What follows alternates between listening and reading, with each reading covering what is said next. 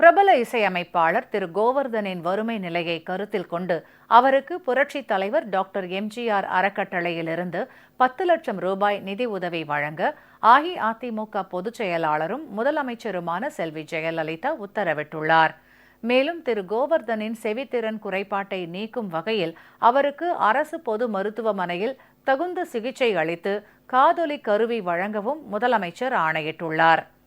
முதலமைச்சரின் கருணை உள்ளத்தை இசையமைப்பாளர் திரு கோவர்தன் மற்றும் அவரது குடும்பத்தினர் நன்றியுடன் பாராட்டியுள்ளனர். திரு கோவர்தன் கண்ணீர் மல்க தனது நன்றியை வெளிப்படுத்தினார். அம்மா ஜெயலலிதா அம்மாவுக்கு ரொம்ப நன்றிங்க. நாங்கள் ரொம்ப கஷ்டத்தில் இருக்கோம். நீங்கள் இப்போ செஞ்ச உதவி எனக்கு ரொம்ப சந்தோஷமாக இருக்குமா. ரொம்ப நன்றிங்கம்மா.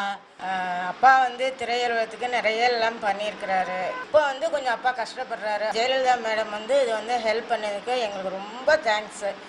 அதாவது கோடி கோடி நமஸ்காரம், கோடி கோடி நன்றி அந்த அம்மாவுக்கு. அவங்க எவ்வளவோ பண்ணியிருக்கிறாங்க எல்லாருக்கும் சினி ஃபீல்டில். அப்பாவுக்கு இப்போ இந்த மாதிரி ஒரு சுச்சுவேஷனில் அப்பாவுக்கு ஹெல்ப் பண்ணது ரொம்ப கடமைப்பட்டிருக்கிறோம் நாங்கள். அந்த அம்மாவுக்கு ரொம்ப தேங்க்ஸ்.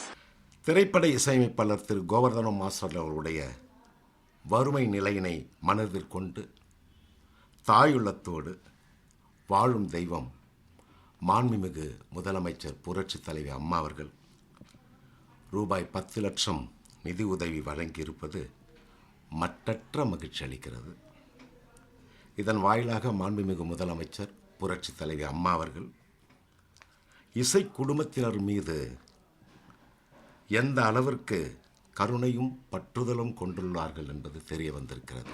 ஒட்டுமொத்த இசை குடும்பத்தினர் சார்பாக மாண்புமிகு தமிழக முதலமைச்சர் புரட்சித் தலைவி அம்மா அவர்களுக்கு என்னுடைய நன்றியினை நான் தெரிவித்துக் கொள்கிறேன்.